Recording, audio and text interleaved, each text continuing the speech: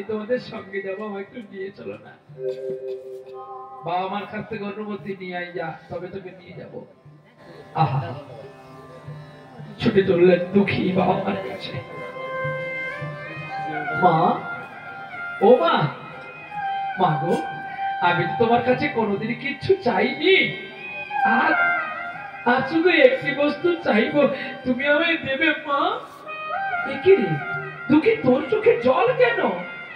ও মা, যদি তুমি না দাও আমি যে অনেক কষ্ট পাবো, আর আর যদি তুমি আমাকে আমার চাওয়ার বস্তুটা দিয়ে দাও আমি বড় খুশি হব। শুধু খুশি নয় মা, আমি অনেক সুখী হব। কি চাইছিস বাবা?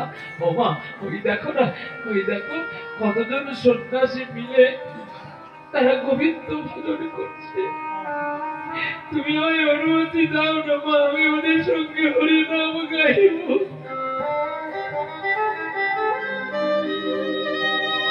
দুঃখী, তুই যে এখন খুব ছোট্ট রে, এই বয়সে তুই হরি সম্পর্কে কি জানিস বাবা?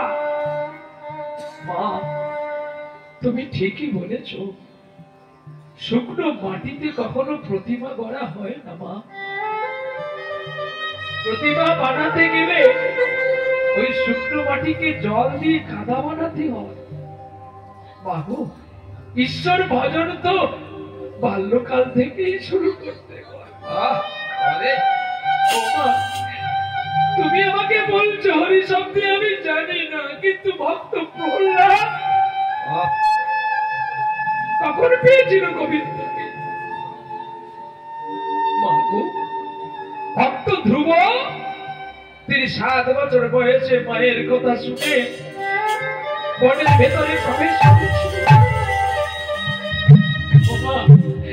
আমায় তুমি কৃপা করে একটু অনুমতি দাও।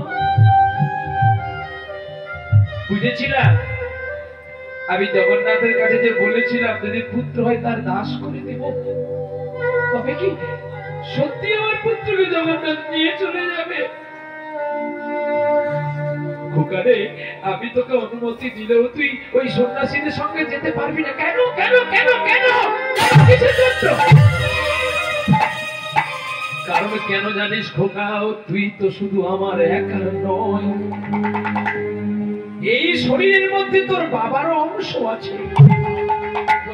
ওই তো তোর বাবা আসছে ভিক্ষা সেরে, যা ছুটে গিয়ে বাবার ভিক্ষার তোর দুলের পুটলি নামিয়ে বাবার চরণ জড়িয়ে কেঁদে বলছে, ও বাবা, আমি যতদিন বেঁচে থাকবো তোমার কাছে কিচ্ছু চাইবো না।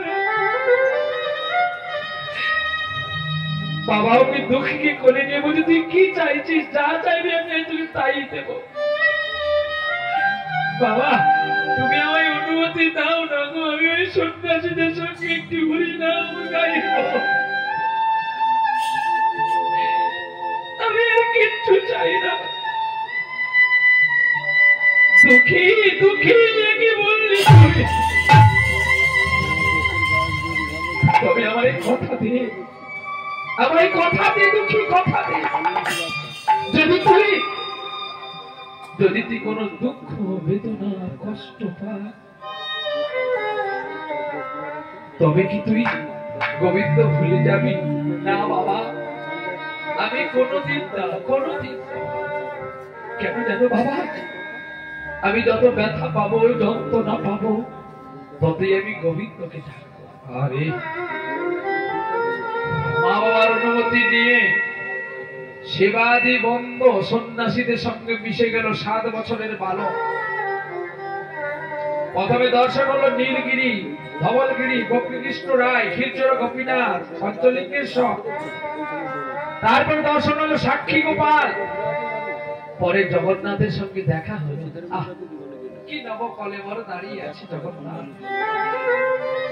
জগন্নাথ স্বামী নয়ন পথ যাবি ভবতু মে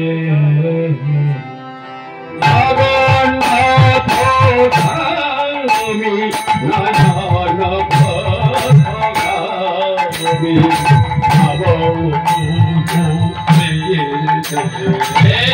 জগন্নাথ স্বামী নয়ন পথগামী জগন্নাথ স্বামী নয়ন পথগামী ভাবত মে জগন্নাথ স্বামী নয়ন পথগামী ভাবত